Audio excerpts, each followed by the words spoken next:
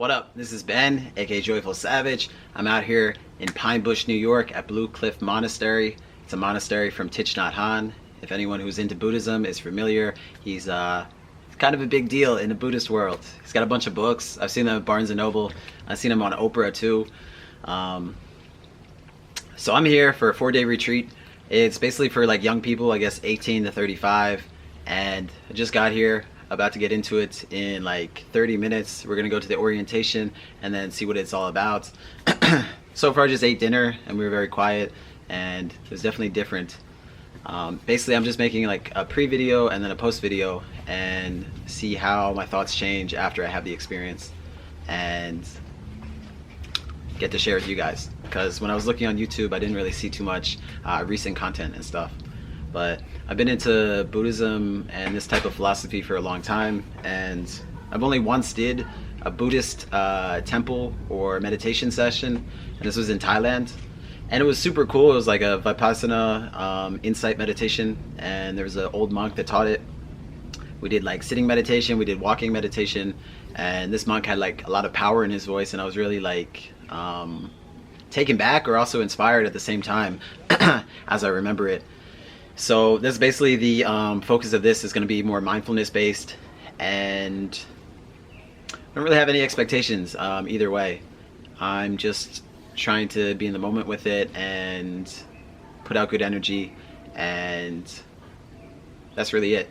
I heard about it through my a long-term friend of mine. He was my middle school wrestling coach, and his wife is a psychologist, so I guess she's kind of into spirituality stuff too. So she heard about this place, and then they did like a 1.5 day retreat at this place. And my middle school coach, he was pretty funny about it, because he said he didn't really have good concentration and he couldn't focus for it, and he was just trying to get through it like, I love my wife, I love my wife, I love my wife, like this the whole time.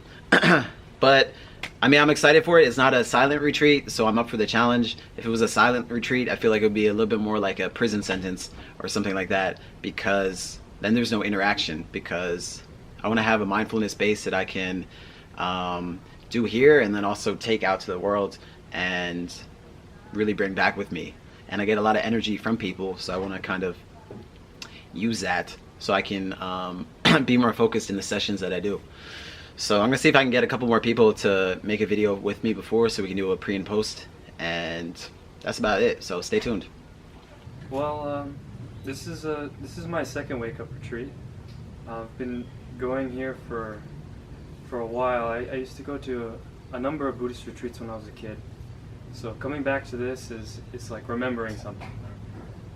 And as far as my expectations for the retreat, I try not to expect too much out of it, but I know that I'll at least meet people that are really kind and caring, and hopefully connect to some of those people and talk about thoughts and ideas and deepen our practice in a number of ways. Yeah. I'm excited. And I hope by the end of it, I can take something out of it. Take it home with me. Something to learn, something hopefully that helps me grow. Yeah, it's my first wake up retreat at Blue Cliff Monastery. It's Wednesday right now, a little bit rainy. Don't really know what to expect the next couple of days. I think it's going to be cool to hang out with some like-minded people my own age.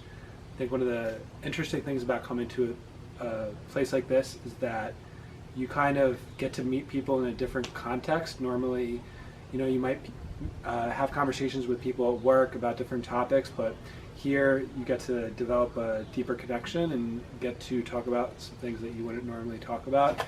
So I'm excited to explore that over the next couple of days, and I feel like by the end of it, I'm going to almost feel kind of like high or like stoned in a sense. You get into that really meditative spot, so I'm excited about it.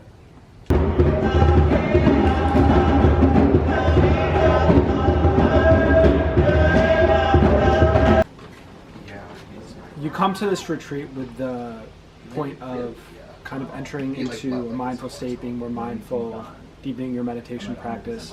But what I've taken away from it personally is the community, not only of the Sangha, of the monks and the nuns that live here and are so gracious with allowing us to come to the space, to eat their food, to meditate with them, to practice walking meditation with them, but also for the community of large of the lay people that come here. And you have this really eclectic mix of the monks and the nuns that share their very specific practice on Buddhism, in addition to people coming from all parts of the country, even some from Canada, and you get entrepreneurs and lawyers and bankers and teachers and psychologists and college students and high school students and straight people and gay people and lesbian people and trans people. And you get this diverse range of perspectives, but everybody's coming to this retreat with one goal, and that is just to be more compassionate, to spread more love, to be more positive, to be happy, and to be mindful, to be peaceful in the present moment. So when you come into a retreat with an overarching common goal of positivity, of compassion, and then you get these diverse range of perspectives from the more kind of monastic perspective to, working career millennial perspective, you have a lot of interesting conversations, you have a lot of deep conversations with people, and that's what I'm taking away from this retreat.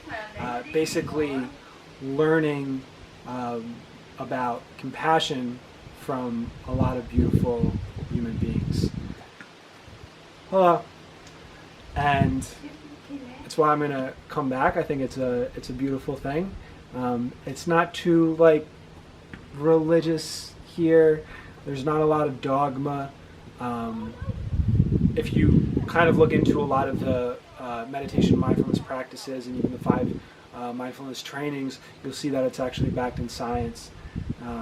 So it's a really cool place to be. I would say that I wish that there was a little bit more sitting throughout the retreat. We did a lot of activities. We went on a cool hike, and we did a lot of things together as a group. But I do wish that there was some more kind of specific time allocated to sitting. That being said, I've already made a lot of friends here. Every time I come, this is the 3rd time I've come, I've met new people, and I'm making lifelong connections, and it's coming from the perspective of peace. It's meeting people that want to further humanity in a positive way. I think that's really fucking cool. I don't know if you think that's cool. If you're watching this, you probably do. And that's my thoughts. Paul, 2019, Blue Cliff, wake up. Wake up. Dope. So this is the end of the retreat. It's been 4 days of really grounding experiences, and I feel alive. I feel home, and I want to come back. I want to really make an effort to come back here and practice. Met a lot of good people, a lot of wonderful, wonderful people, wonderful smiles, and hope to do it again sometime. Thank you. Thank you. What up? This is Ben, aka Joyful Savage, here at the end of my retreat. It actually ended yesterday, and this is like my testimonial or my post review. So actually, I'm not supposed to even be here really right now, but I got to stay an extra day, and I'm the last one left, which is really cool. It was really hard for me to think how to break down this video and explain my experience here, because so much happened in such a short period of time. But it was really amazing. Like I said, I didn't come in having expectations of really anything. I had some prejudgments and thoughts about what I thought could be, or the people, what to expect from the people and stuff. And it was pretty close to accurate. And there was obviously a lot of surprises and a lot of things I didn't expect. And overall, I had a great time here. Like, I met so many cool people. I had such like in-depth conversations with so many different types of people, and I'm just really grateful for the whole experience. And right now, I'm even grateful that I got to stay, because as I was leaving or getting ready to leave, everything just seemed kind of rushed. Like, I'd been kind of on a schedule here of doing some of the meditations and doing some Dharma sharing, just like opening up and talking about things, and so many like deep conversations, and smoking a little bit of weed too, and getting like lit energetically and other ways. And I feel like I needed some distance, since I'm at the monastery here, and now it's like super peaceful because there's nobody here. They're doing some construction back here, but that's about it. And all the monks actually after this, or not all the monks, but most of them after the weekend retreat, they all went to like the beach and other stuff to like reward themselves. They got like pizza and sodas, like and they loaded up their vans and they went to like the Jersey Shore, which I found pretty funny. Because even the monks need time to decompress and reward themselves, you know, for doing a good job here and helping out. So I have a monk walking up now, which is cool. But I guess I've always really been an individual person, and having the chance to see things from both sides, the yin and the yang aspect, and that's what's been really cool about this experience. There's a whole lot of like yin energy, and yin energy is more like soothing and more feminine, and let's say quiet and like inner. And there's a group of monks that just sisters that rolled up too, which is funny. But the yin energy is a bit more soothing and quiet and stuff, and there was a lot of that I had to do this weekend, like being super quiet and not disturbing other people, and eating in silence and the noble silence. And I was like, I just want to scream, you know, because I'm someone who has a lot of yang energy, you know, man energy, and I need to let that out and get that out in different ways. And I guess finally on the last day, I was getting into a flow state, and we chilled for like the last day, a couple other of us. They were down to like 5 people, I guess. And it was really cool. It was a nice transition now coming back to the real world and carrying like the practices with me.